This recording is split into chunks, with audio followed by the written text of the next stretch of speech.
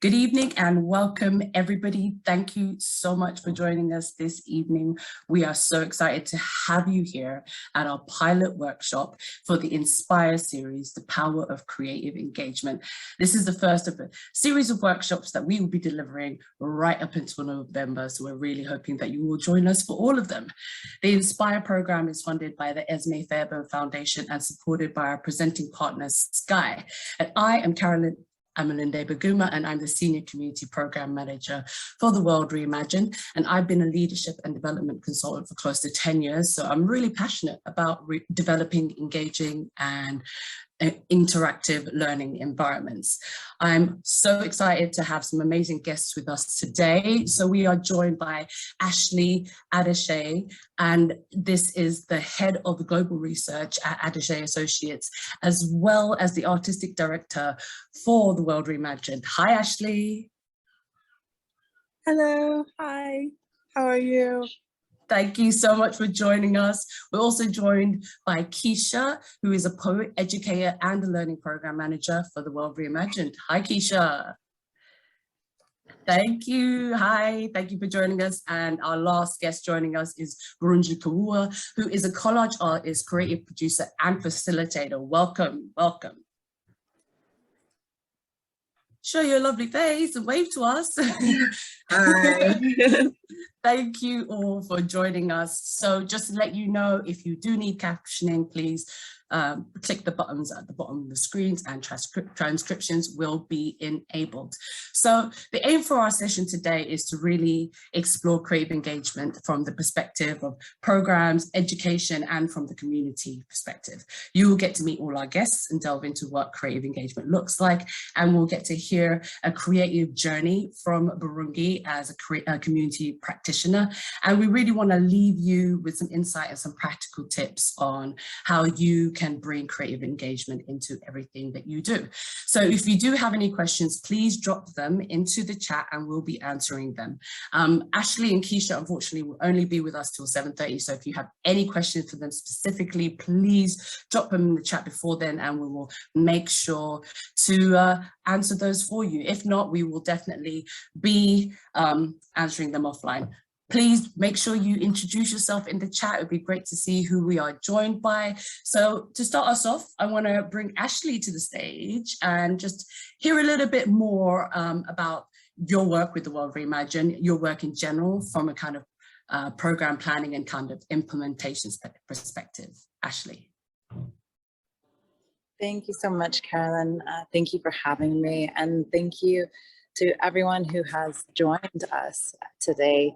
We are so excited about bringing the World Reimagined into our communities, into being from this really simple idea of wanting to help people understand the history, help people understand their own place in that history, and then move that into the future and use their agency to decide how their future will look and how our future will look as a collective. So, so that's really what drew me to the World Reimagined as a project.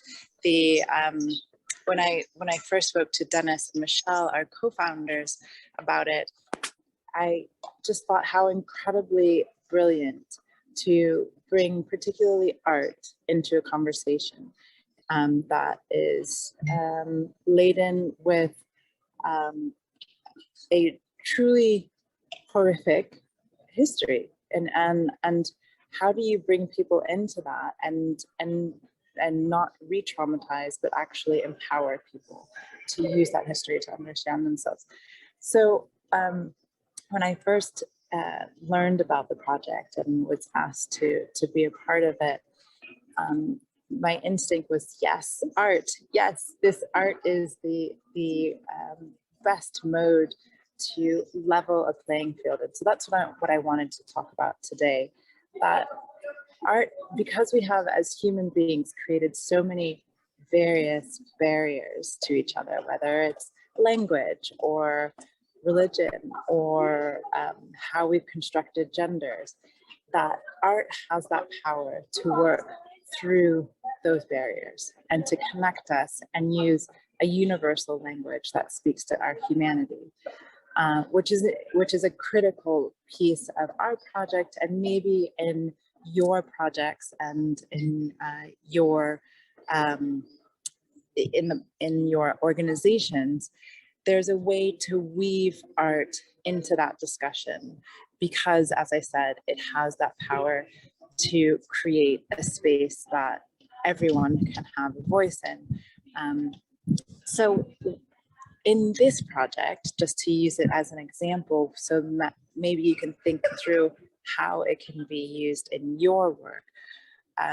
We have centered art as a way to engage the public, of course, through our trails. But we've also, and Keisha will talk about this a bit later, used art in our education, in our curriculum, in the way that we are transmitting this information.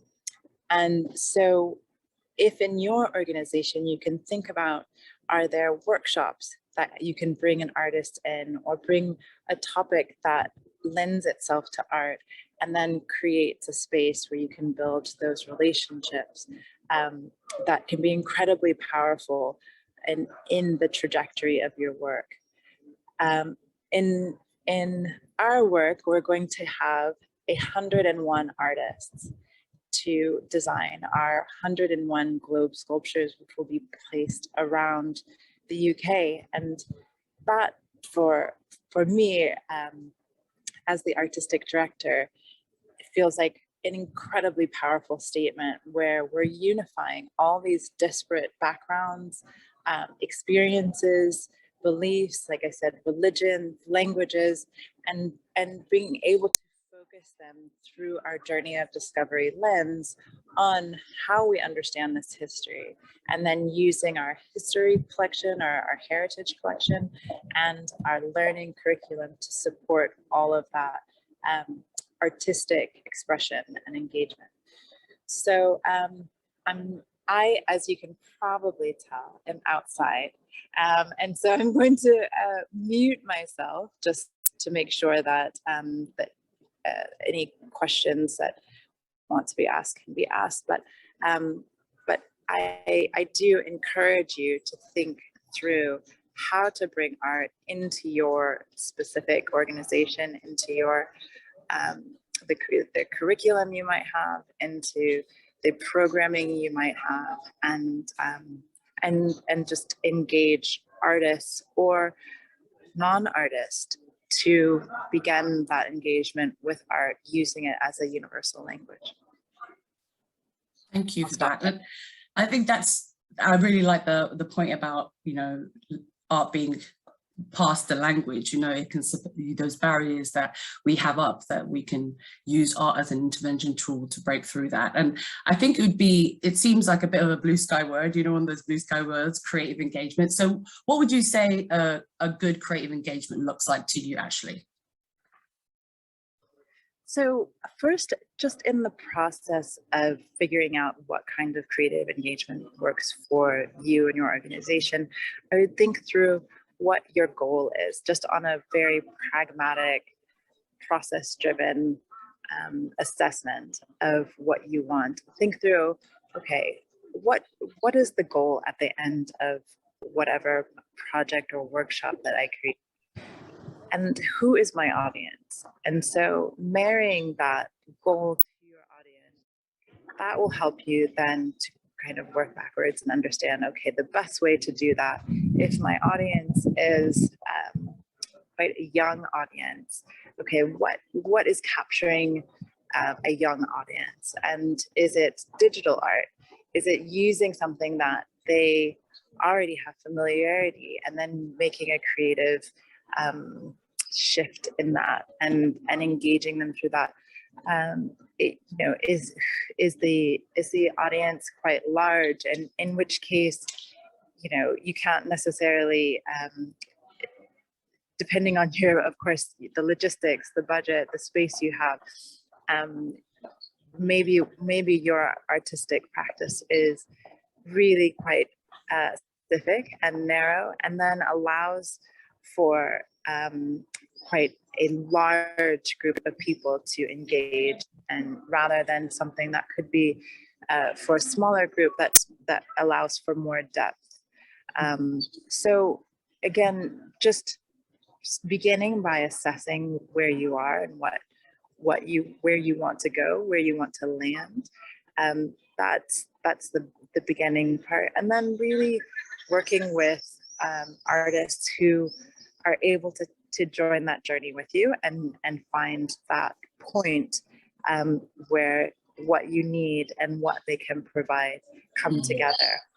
Yeah, I was going to say, if you're not an artist yourself and you want to implement creative practices, working with an artist is a really great way of kind of co-designing and co-building. Thank you so much for that. And I think you kind of touched on a few of the challenges, because I was going to ask you, like, is there any real challenges to creative engagement that you would like to share? Is there anything else that you'd like to add? Absolutely. Working, one of the beautiful, I think, in a very general way, one of the things that artists bring to us as a society is their ability to channel and process emotion. And so given that they work so deeply often with emotion, they are naturally more in touch with that emotional side. And so it's really important that you are, as a administrator or program manager, that you're able to respond with empathy to whatever that artist is able to provide in their design, for example. So one of the challenges, and these are, I would say, this doesn't necessarily describe every artist.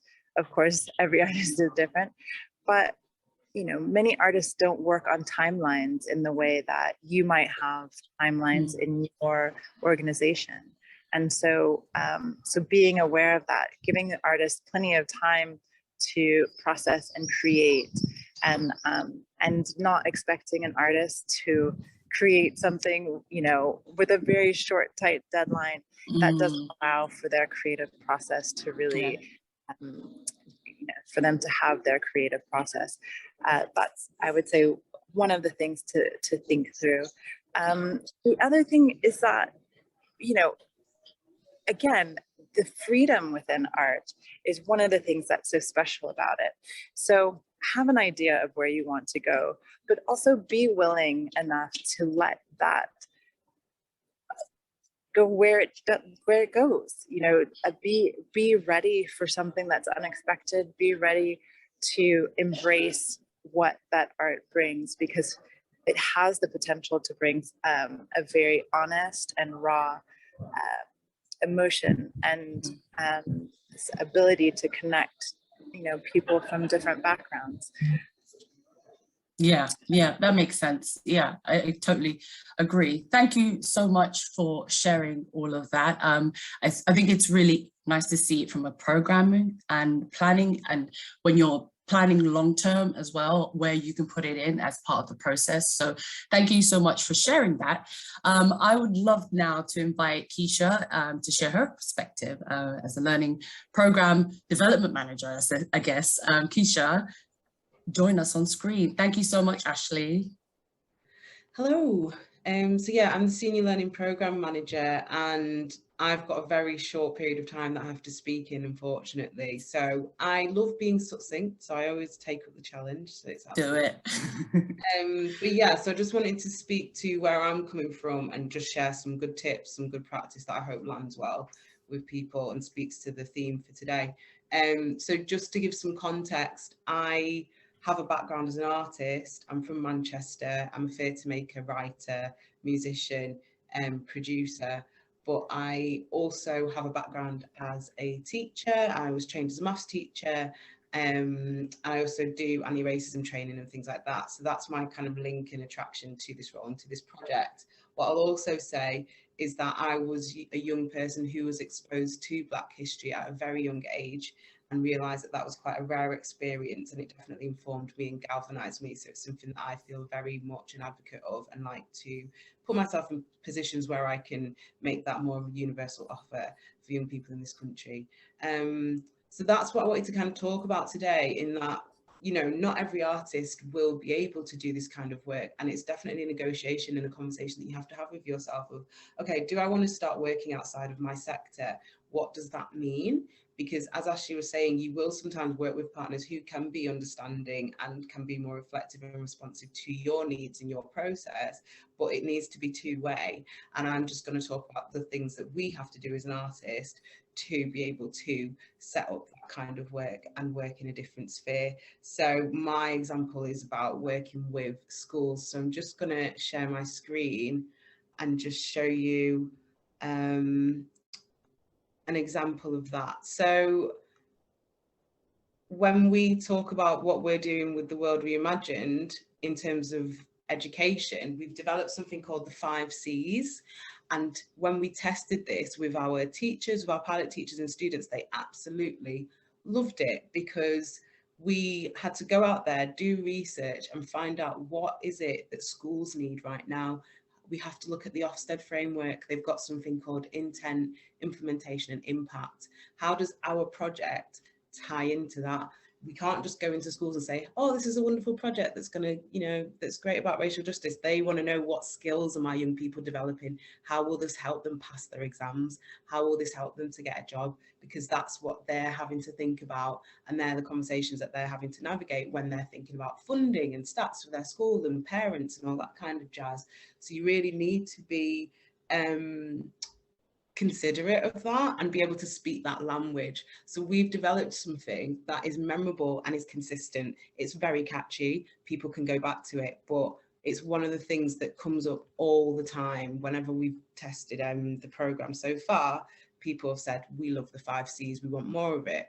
Another example is we've looked at the new Welsh curriculum and how they're doing some really groundbreaking work at the moment, and it's compulsory. It's going to be compulsory from September for them to teach the experiences of Black and Asian and people from ethnic minorities or global majorities, depending on what context we're talking about, on the curriculum. So we are able to then say, look, our resources very much speak to that work, and this is the 4 purposes that are laid out in the Welsh curriculum for their new curriculum, essentially. Let's say curriculum again. But under that, I worked with someone from the council to look at our 5 C's and go, okay, that purpose links to these 2 C's, that purpose links to these. Do you get what I mean? So it's that thing of being able to find a common ground, staying true to your intentions, your project, your why and your core should never, ever change, but you might just have to re-articulate it in a different way. You might have to link it to some language and to some context and some frameworks that are alien to you. And it's about just being open and having that kind of collaborative conversation with a really understanding and responsive partner. So that's what I'd say as my kind of top tips when you're doing this work is, stay true to your motivations, be really clear about what it is that you do, and find something that's very simple and accessible to articulate it, that is based on research. So just really understanding who your partners are, what their motivations are, and then finding that common ground. And I'll leave it there just so that there's potential for like 1 or 2 questions. Well, I guess the big question is, how can we use creative engagement to foster inclusion, you know, as a whole, like generally, because you're doing it from an education, but any tips for any of us? Yeah, so I think, again, we know why we love art, right? And we know why it speaks to us.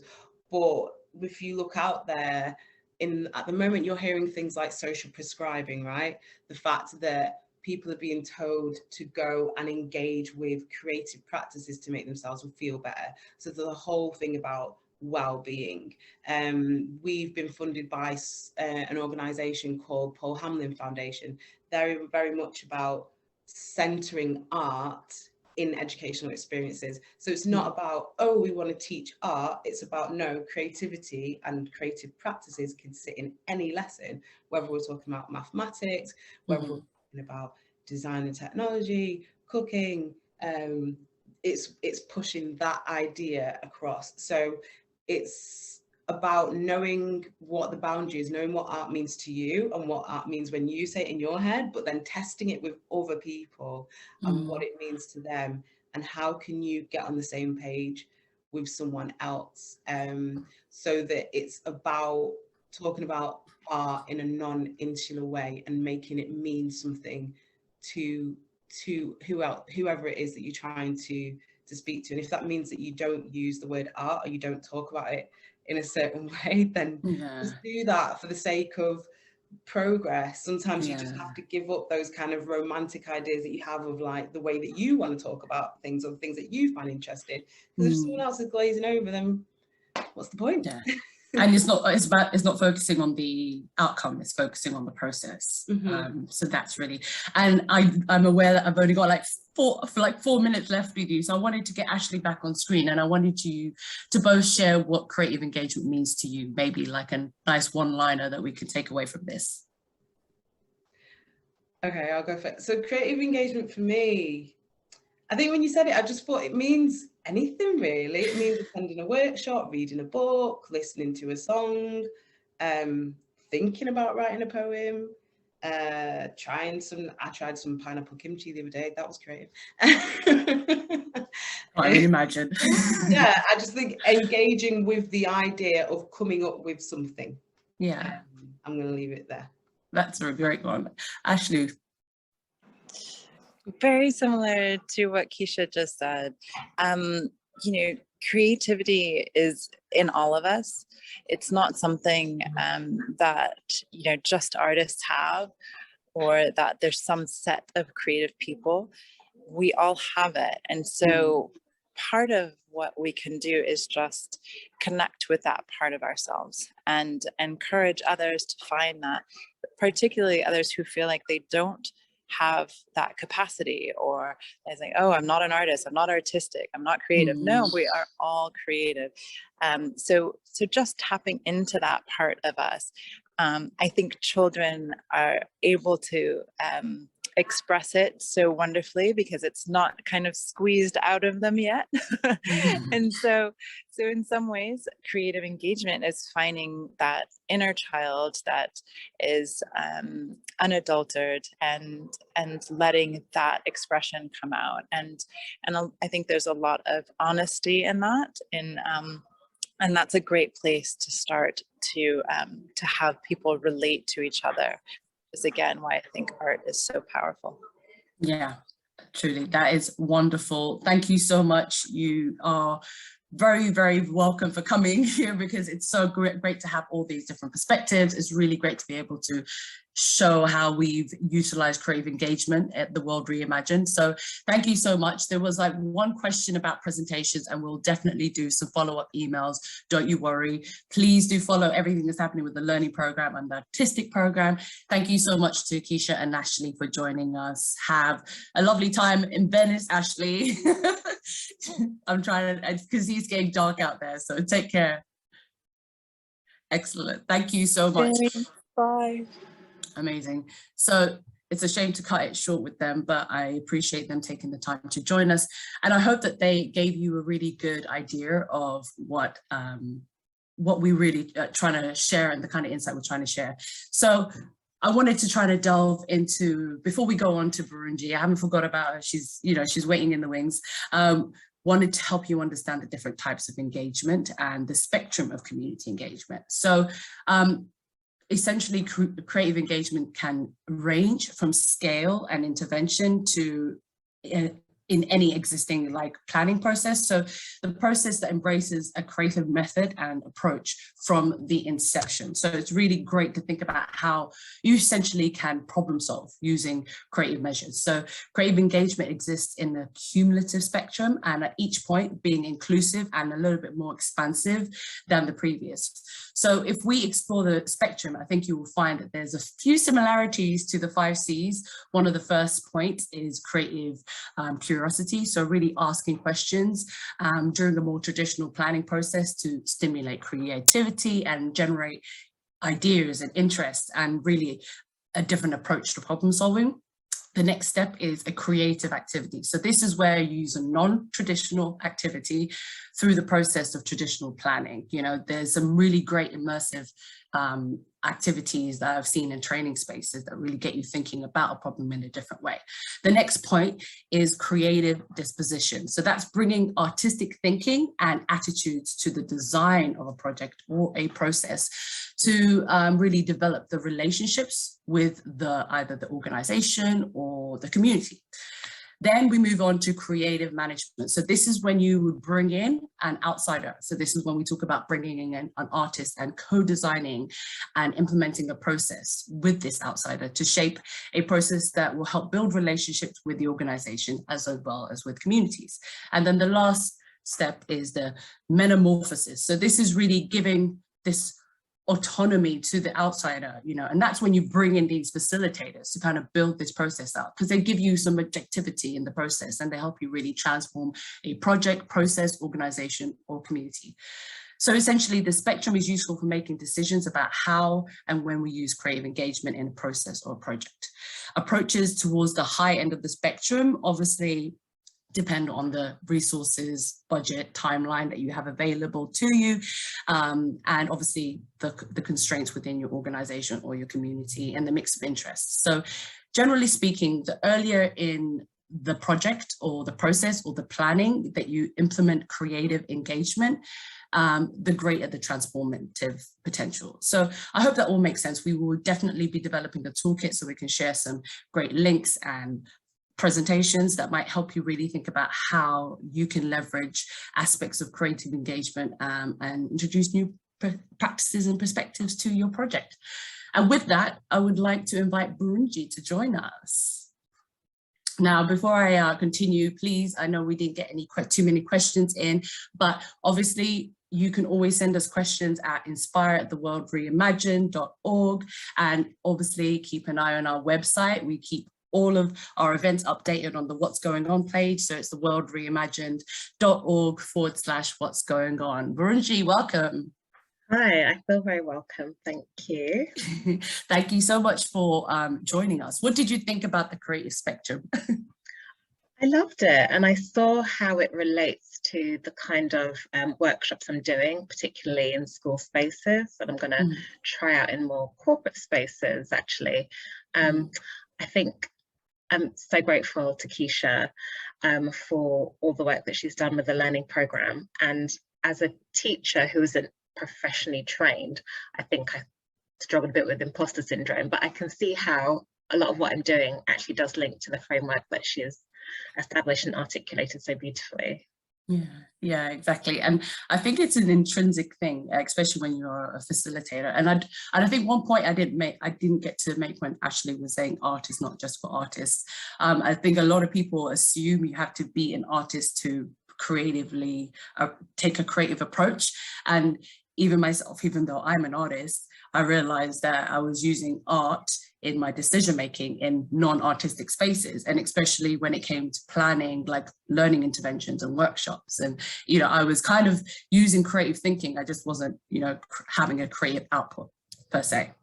So it's really interesting to be able to share those different spectrums. And I think I left you last because obviously the community program is about community, and you are exactly the type of partner we are excited to be working with, because you are in the community, you are using your practice to create inclusive spaces. So it's amazing to be able to give you this platform to share a little bit more about who you are and what you do. Wonderful. So my name is Birungi Kawooya. I am an artist, an art tutor, and also a freelance producer, because I'm obsessed with dancers, and I'm happening to freelance with Greenwich Dance at the moment. More on that later. How I got into art, it's always been there for me, and I was definitely supported in my younger pre-uni days. But I got a professional job and kind of put that to a side, but I always kept coming back to it because it was what helped me to relax and create. art that helped me to see myself, see my family, and just feel more accepted as a British Ugandan. You know, growing up in London, away from the tradition, it helped me unconsciously to create my own positive connections with Uganda through my own creative practice. And it was during a gap in my employment that I thought, well, I've got all this extra time for art. Why don't I just invite some friends around and see if they want to collage with me? I'm a collage artist, and I believe it's really accessible, which helps people to kind of reduce their anxieties and to think freely. And they found that they were able to make pieces of art in a couple of hours, and they're really proud of themselves, which made me feel amazing. So it just went on from there, that I loved creating spaces for people to surprise themselves and connect with their inner creativity. And I've got lots of, I relate to men and women, children and seniors. But I think what's particularly important to me is to create spaces where people in the African diaspora can see themselves and explore their identity. And what I'm finding is I'm doing more work in schools and corporate spaces, so meeting really diverse groups of people, is that everybody thinks about their identity, and more people are thinking about their relationship to Africa and the African diaspora, and creating portraits using African prints, which is what I specialize in, helps people to imagine themselves differently, to see themselves differently, and it just kind of sparks that relationship to Africa, the history, the present, and also the future. So a project I'm working on now in schools and with a healthcare alliance is to do a series of portraits where people can explore their past, their present, and reimagine their future. So Carolyn, when you spoke to me about the world reimagined, it was like we're speaking the same language, because that's always on my mind. Time traveling through art is fascinating to me.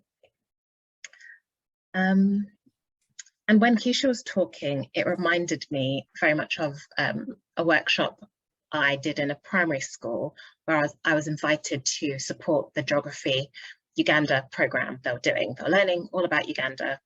I'm Ugandan, and they had some ideas about what they wanted for the children to create. And I suggested, well, like, we could focus on dance, because a lot of my work, I'm very much inspired by dance from the African diaspora. We're incredible. Not me personally, that's why I'm an artist, a visual artist. But what I was able to do through the art geography lesson was to spotlight thought leader Vanessa Nakate, who is a climate activist. And because of the legacies of colonialism, African voices are not given the same space and respect as they should. And yet it is the African continent that is suffering from decisions made by the global West. It was Vanessa that got cut out of that image with several times. She's forever cut out of images. She's 25. She's written a book. I've loved seeing images of her in Uganda in lush tropical setting. I'm trying to recreate, holding her book. That is an incredible achievement, and she has so much to say. But in that workshop, I started off by, and I'll just read you the quote. She's, I think it's really powerful. She encourages young people to use their voices, and we know they use their voices. They should be listened to. That's another aspect. But this quote is, "Your actions matter. No action or voice is too small to make a difference." And I posed that to the children, and I asked them how they would like to use their voice if they could write a book. What is the topic that they would like to talk about when you think about climate change and how this is a grown-up problem? What would you like to ask the grown-ups in your life to do about this problem, using art and collage as a way to express themselves. So they got to cut out pictures of the beautiful Vanessa holding her book. I brought them kikoi cloth, which is from East Africa, and also they cut out pictures of coffee and banana trees, which Uganda is known for exporting. And, you know, as Ashley said, you know, young kids, they get it. They don't shy away from these topics, and they believe that we should be protecting the planet. So showing them a young African female voice that is like them and is advocating for them, I was able to do that through art. So it's not necessarily an art class, but it's a life lesson. So yeah, that's something I'm quite proud of and I want to do more of. And you should be. It sounds like a really beautiful space, just seeing these young people engage in art like that and feeling proud. You know, I would say this touches on the topic of a lot of a diaspora, African diaspora, have felt of like not feeling proud of your heritage. So being able to instill that, and I think this is part of what a mission of the World Reimagined is, to recognize our shared history, but also to really recognize our contributions and our resilience and resistance and all of that. So really great to hear about your art and how you use that as an intervention tool. Yeah. Very much so. What else did I want to say about that?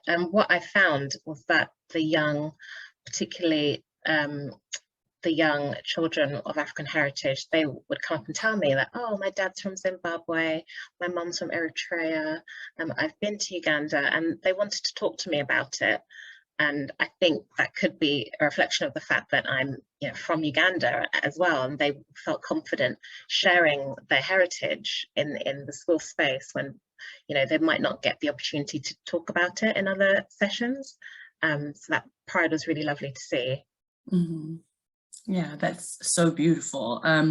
Well, would you like to share a little bit more, or would you like me to ask you a few more questions? What would you? Because I think it's really interesting as an organization, you're as a art collective, I guess would be the best way to put it. It's really interesting. So tell us a little bit more about that. Well, I'm definitely part of an art collective, and I'm doing more collaborative pieces. But one of the things I'm working on with a Chinese-based corporation that's growing coffee in Uganda is that they want me to come up with their kind of branding and logo and design. And I said to them, you know, I'm not a graphic designer, and I know there's some pieces that you like, but actually my way of understanding who they are, you know, the people that they hire, how they work with people in Uganda that, you know, grow the beans and the leadership there, my suggestion to them that they've taken up is that we have a workshop together. We have an art workshop together where we get to work together and use, you know, locally sourced materials, and also collaborate on a group art project, because through that I'll actually get to see how they work with Ugandan men and women, how the employees from the headquarters interact with the local staff. You know, I want to make sure that I'm able to support everybody to express themselves, and then that will give me confidence to actually create art that speaks to them and also reflects my values as well. So that's something. I'm using art as a kind of like a vetting tool, but also responding to their request to hire an African artist and learn more about African culture, because they see me as like a conduit, a pathway to learning what it's like to live in Uganda, and they've expressed interest in learning about, you know, Ugandan dancers. A lot of my work is inspired by Ugandan dancers and culture, so that's going to be a way for them to launch into the country through understanding our history, which I think is an incredible opportunity. So just I'm developing that. That sounds amazing, and I'm in awe of how you kind of find different ways of being able to collaboratively work with people. It's really innovative, and it's I guess, part of that way of being sustainable and growing, and continue to do what you love and connect with as many different organizations as possible. So it would be really great if you could share some kind of practical tips that you have, come across in your practice, that you could share with everybody. Sure. I had a good think about what creative engagement meant, and I decided that the first important point is just to start where you are, meeting yourself where you are, and also meeting the people that you're looking to work with and engage with where they are. This topic, racial justice, understanding our past, our present, and being brave enough to imagine a brighter, better, more equitable future. It's quite big stuff, but if we are able to create spaces, and I think this is where my meditation practice has really helped me, and I think it helps others, is to help people to kind of relax a bit and to drop their guard and to connect to themselves and express themselves with other people. I've seen it time and time again in my workshops where people come in and they're nervous, they haven't drawn or picked up a pencil in a long time, but somehow they know that they want to do something and make a portrait of themselves. Through meditation, through, just comforting people and letting them know that, collage is made up. I'm making it up, you're making it up. Cut, tear, rip, you can make the rules. I'll give you the tools and you can ask me for support, but this is as much a dialogue as it is not even a lesson. I think that's quite important for me to convey. I don't want to be top down. I think it's important to create a space where people feel that they can express how they want to. So I think that's quite important in meeting people where they are, because then we're able to go further. And I've seen like the transformation in people's esteem by giving them that support early on. I think there's something to be said about like finishing something as well, like the mental health benefits of seeing yourself start and finish the process is really, it makes you feel better about yourself more. It gives you a boost of confidence, doesn't it? Yeah, it really does. And, with paint, I'm in awe of painters, as you know. Things, you need a lot more patience. Things need to dry, there's techniques, and, absolutely, you need to go to school to teach that. But I quite like that people get to drop their guard with me and like, let's just cut and make stuff up. So do you kind of like, after you did that first workshop with your friends at your house, how did you go from that to going and getting into schools and, getting into working with museums and art collectives? How was that step? It's a big step. So I think I just kept doing it.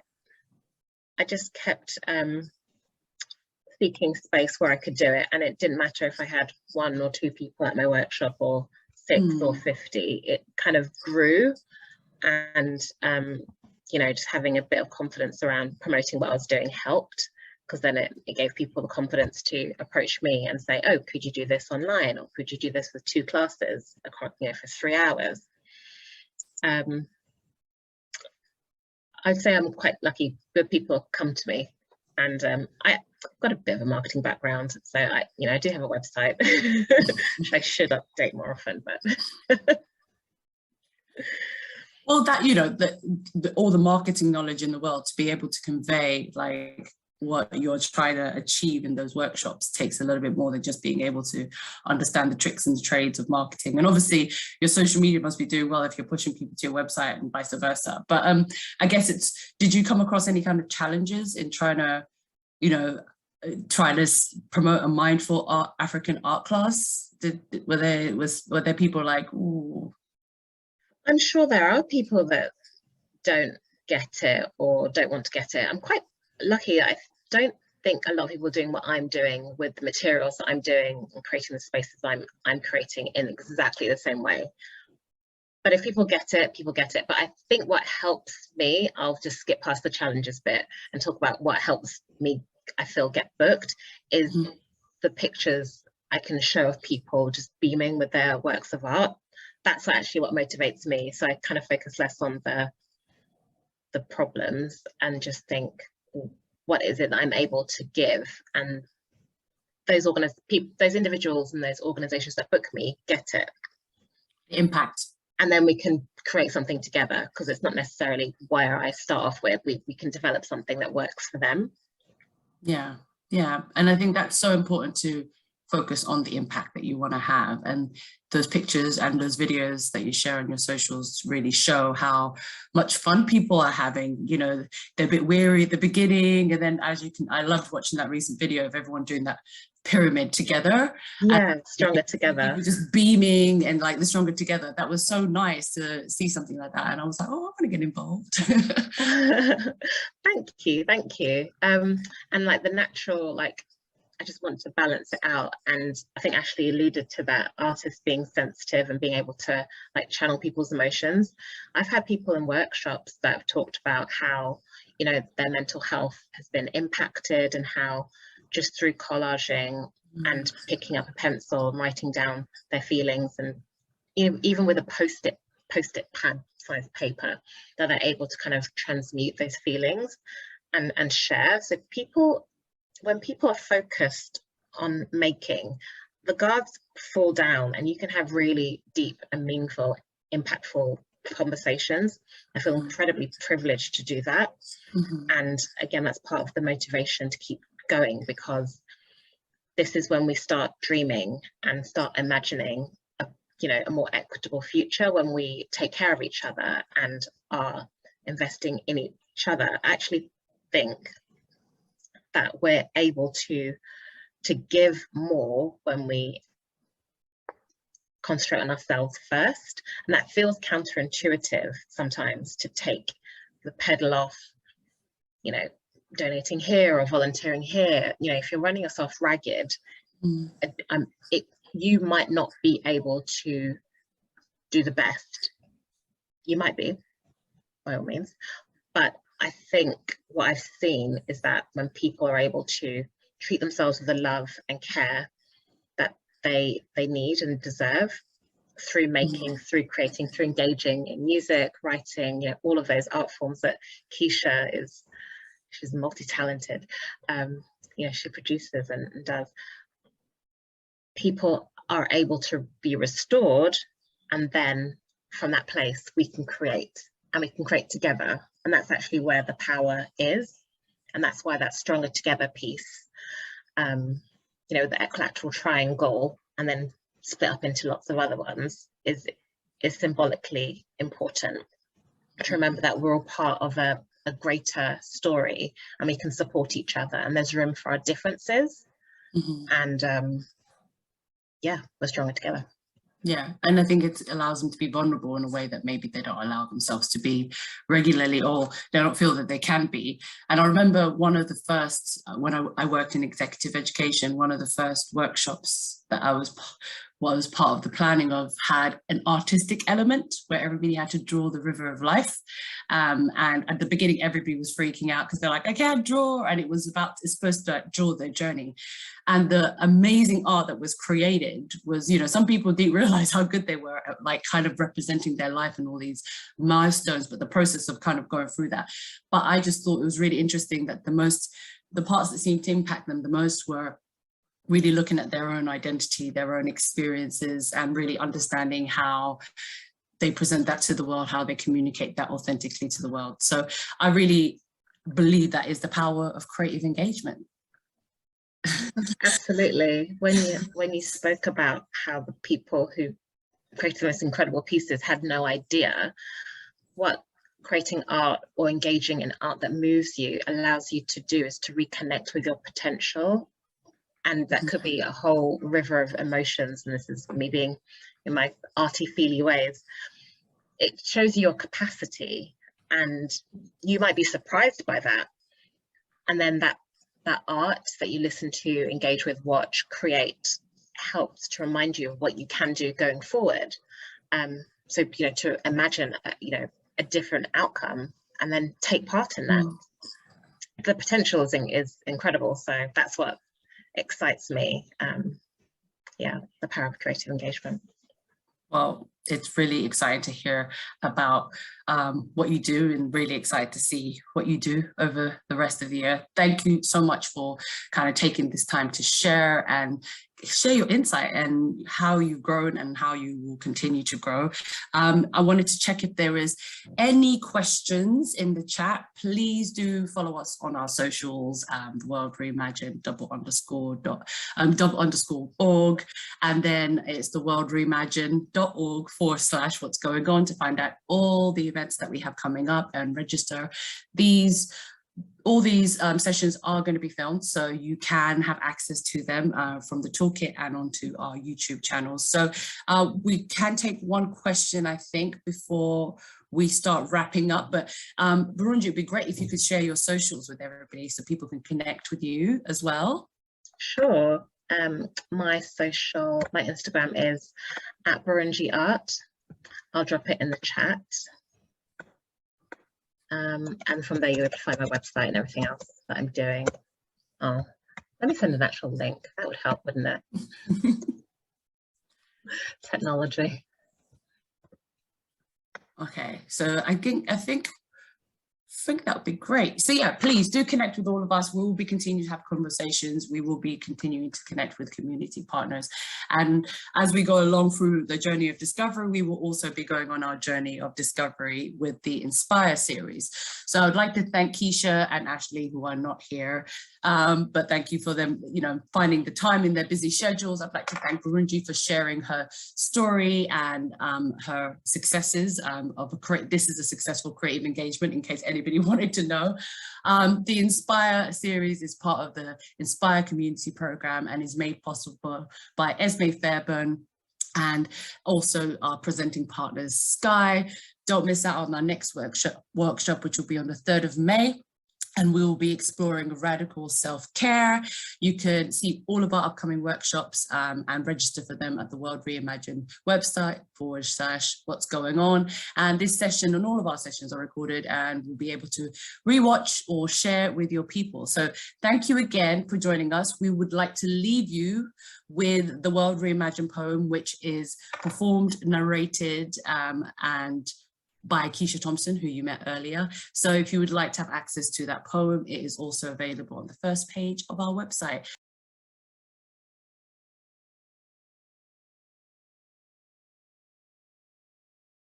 In order to reimagine something, you need to understand what it is first. I thought the world was equivalent to the earth, but when you check the definition, the world means all of human activity. It's not about the physical globe, but about the physical nature of humanity. I guess that's where I've been going wrong. I've been trying to reimagine the world on my own, but it doesn't belong to me. You're not an ink drop on this lonely narrator's tongue. If I close my eyes this time, will you promise to come with me? You see, a dream is like a cloud, it's deceptively heavy. The imagination is far too vast for one person to explore, so come with me, whilst I try to reimagine once more.